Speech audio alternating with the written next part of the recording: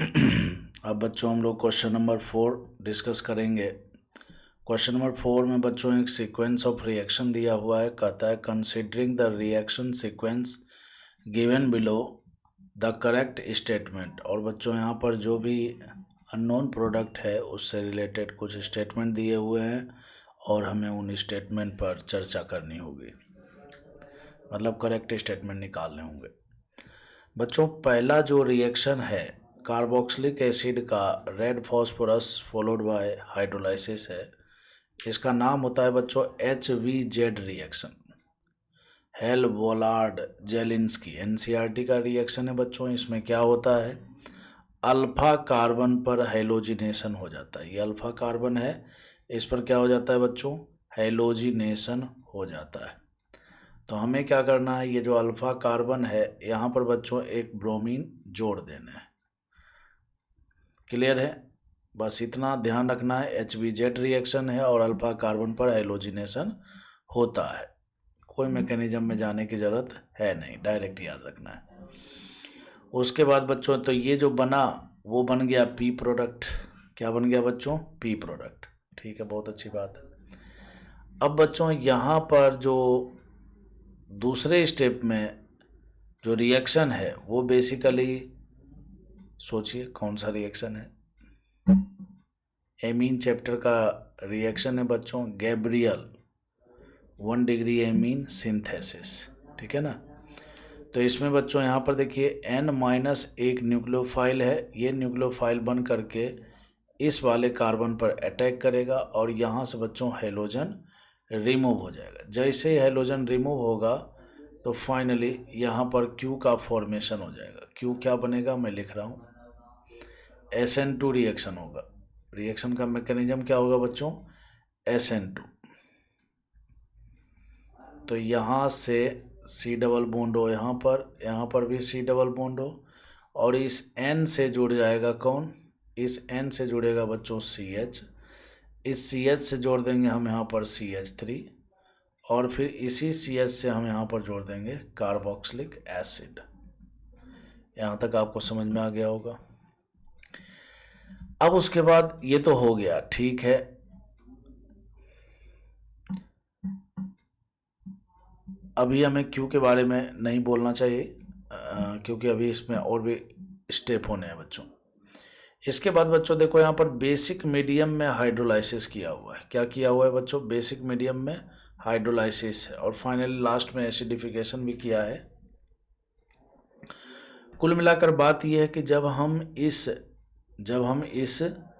Amide का बच्चों phthalimide बोलते हैं इसको, जब हम इस एमाइड का क्या करेंगे, हाइड्रोलाइसिस करेंगे। क्या करेंगे बच्चों, हाइड्रोलाइसिस करेंगे। तो OH यहाँ रखना है, H यहाँ रखना है, फिर बच्चों OH यहाँ रखना है, और फिर H यहाँ पर रखना है, और इस प्रकार से हमें इस बॉन्ड को तोड़ देना है। यहाँ पर भी तोड़ दीजिए, यहाँ पर भी तोड़ दीजिए। चूँकि मीडियम एसिडिक है तो कोई सॉल्ट का फॉर्मेशन होगा नहीं, केवल NaOH एक्वस अगर मान लो KOH या NaOH दिया हुआ होता ना बच्चों, तब बेसिक मीडियम में हाइड्रोलाइसिस होता और फिर वैसी स्थिति में सॉल्ट का फॉर्मेशन होता। बोले तो हमें फिर यहाँ पर ये जो थैलिक एसिड दिखा रखा है, ये थैलिक एसिड नहीं, फिर ये थैलेट मिलता, सॉल्ट मिलता। क्लियर है। लेकिन यहाँ पर देखिए लास्ट में एसिडिफिकेशन किया हुआ है, मतलब एसिडिक मीडियम में हाइड्रोलाइसिस है। तो हाइड्रोलाइसिस के बाद जो भी हमें प्रोडक्ट मिलेंगे वो हमें एसिड मिलेंगे। खैर फाइनली हमें बच्चों यहाँ पर क्या करना है, यहाँ से C डबल बॉन्ड O इसमें जोड़ देना है OH, फिर यहाँ पर भी बच्चों C double bond O OH जोड़ देना है, जोड़ दिया, प्लस अब इस नाइट्रोजन में कितने हाइड्रोजन जोड़ देंगे, 2, एक ये है और एक ये है। तो बच्चों ये बन गया आपका NH2, ये भी जोड़ दिया। फिर यहाँ पर बच्चों CH में यहाँ जोड़ दिया CH3, और फिर यहाँ पर कार्बोक्सिलिक एसिड। इसमें कोई दिक्कत नहीं है। अब यहाँ पर देखिए 2 प्रोडक्ट की बात हुई है, एक Q और एक ये बच्चों। तो ये जो है वो तो ये बन ही गया। दूसरा जो प्रोडक्ट बना है वही है हमारा Q। तो जिस Q की हम बात कर रहे थे वो ये है। क्लियर है, यहाँ तक समझ में आया। अब मैं क्या करता हूँ, इसको थोड़ा सा क्लियर कर देता हूँ। क्योंकि अब हम क्वेश्चन पर आते हैं। तो बच्चों Q जो हमें मिला वो मिला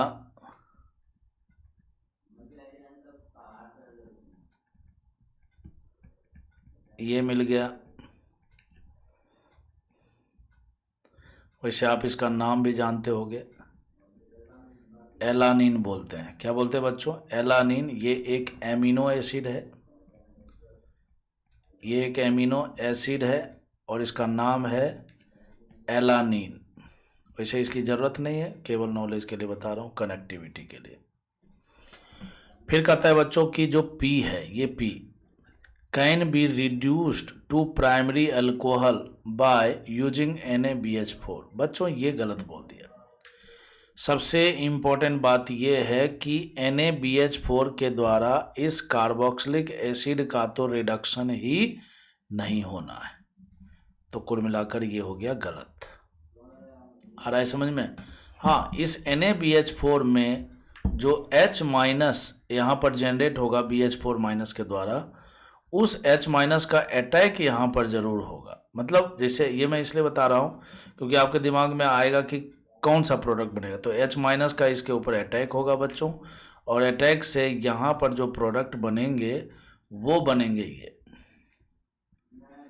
आ रहा है समझ में? हाँ, यदि यहाँ पर NaBH4 के जगह पर लिथियम एल्युमिनियम हाइड्राइड होता तो Br भी हटता और ये कार्बोक्सिलिक भी रिड्यूस होकर के 1 डिग्री का अल्कोहल बनाता। फिर इसका जो स्टेटमेंट ए है वो बिल्कुल करेक्ट आंसर हो जाता। लेकिन कोई बात नहीं, तो ऑप्शन नंबर ए जो है इसका वो सही नहीं है। क्लियर है? चलिए, बहुत अच्छी बात। तो ए तो सही नहीं हुआ। अब बी में आते हैं। ट्रीटिंग पी, पी का जो है रिएक्शन कराना है कॉन्सनट्रेटेड NH4OH। बच्चों NH4OH, NH4OH जो है ये बेसिकली बच्चों अमोनिया, एक्वस अमोनिया है। क्या है बच्चों? एक्वस अमोनिया है। इसको भी देखो आप करोगे तो NH4 प्लस और OH माइनस बनेगा कि नहीं? तो एक्वस अमोनिया है। तो कुल मिलाकर बात यह है कि जब हम इसका रिएक्शन मैंने NH4OH दे दे तो आप इसको इस प्रकार से लिख सकते हो, सॉल्यूशन फॉलोड बाय एसिडिफिकेशन। कहता है कि अब इसका रिएक्शन आपको कराना है NH3 एक्वस के साथ।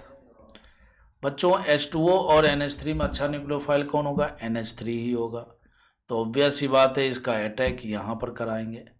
यहाँ से कराएंगे बच्चों, ये हट जाएगा। जैसे ही हटेगा तो फाइनली क्या होगा?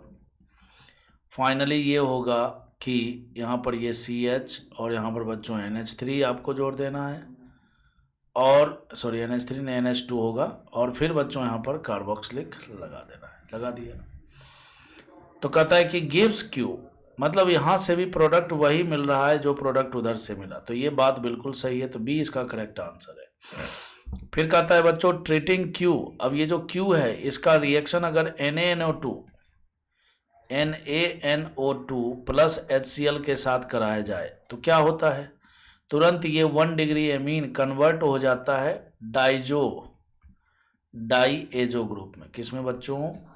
डाईएजो ग्रुप में ये कन्वर्ट हो गया। और आपको पता है कि ये एजो ग्रुप बेंजीन से जुड़ा हुआ हो तो स्टेबल होता है, अदरवाइज क्या होता है बच्चों? अनस्टेबल होता है। तो यहाँ से बच्चों ये N2 हट जाएगा, कार्बोकेटाइन का फॉर्मेशन हो जाएगा, है ना? कार्बोकेटाइन का फॉर्मेशन होगा और फाइनली H2O का अटैक हो करके क्या बनता है बच्चों? अल्कोहल बनता है। 1 डिग्री एमीन वाले में अल्कोहल बनता है। तो बच्चों यहाँ पर OH लग जाएगा और यहाँ पर कार्बोक्सिलिक लग जाएगा, और साथ ही साथ N2 गैस भी रिलीज होगा। तो क्वेश्चन में कहता है कि ट्रीटिंग Q का रिएक्शन जब हम इसके साथ कराते हैं तो N2 लिबरेट होता है। आगे की बात ही नहीं करी, केवल बोलता है N2 लिबरेट होता है। तो बात बिल्कुल सही है। प्रोडक्ट क्या बनता है? तो अल्फा हाइड्रोक्सी प्रोपियोनिक एसिड बनता है। ये भी बोला जा सकता था। चलिए, ये भी बहुत अच्छी बात। फिर उसके बाद बच्चों अब बात करते हैं, इसका मतलब ये सही निकला, बी भी सही है। अब डी में बच्चों बोलता है P is more acidic. Basic कहाँ से पढ़ रहा हूँ मैं? चलिए, तो यहाँ पर बात कर लेते हैं पी क्या था पहले। यहाँ पर Br था और यहाँ पर बच्चों कार्बोक्सिलिक है, ठीक है ना। कहता है P is more acidic then, है ना। पी का एसिडिक स्ट्रेंथ जो है बच्चों कंपेयर किया जा रहा है किसके साथ, फिर से मैं बना ही देता हूँ इसको। पी हम सबसे पहले बनाएंगे, यहाँ पर बच्चों CH में Br लगा देंगे और यहाँ पर कार्बोक्सिलिक बना देंगे, और जो दिया है कंपाउंड वो ये है CH3 CH2 और COOH। जैसा कि आपको पता है कि एसिडिक स्ट्रेंथ जो होता है बच्चों वो डायरेक्टली प्रोपोर्शनल होता है इलेक्ट्रॉन विथड्रॉइंग ग्रुप के। इलेक्ट्रॉन खींचने वाले जो ग्रुप होते हैं वो एसिडिक स्ट्रेंथ को बढ़ाते हैं। दोनों में फंक्शनल ग्रुप सेम है, कार्बोक्सिलिक एसिड है बच्चों। यहाँ पर अल्फा कार्बन पर ये ब्रोमीन क्या करेगा, माइनस आई इफेक्ट लगाएगा, जबकि यहाँ पर ऐसा कोई है नहीं। समझ गए बात को। तो इसमें एक खींचने वाला ग्रुप है, तो खींचने वाले ग्रुप क्या करते हैं बच्चों, एसिडिक स्ट्रेंथ को बढ़ाते हैं। तो एसिडिक स्ट्रेंथ इसका होगा ज़्यादा, पी का एसिडिक स्ट्रेंथ जो है इससे ज़्यादा है। तो कुल मिलाकर ये भी सही निकल गया। तो इसका बच्चों करेक्ट आंसर जो है वो क्या हो जाएगा, बी हो जाएगा, सी हो जाएगा और डी हो जाएगा। मैं उम्मीद करता हूँ कि आपको इस क्वेश्चन का सॉल्यूशन समझ में अच्छे से आया हो।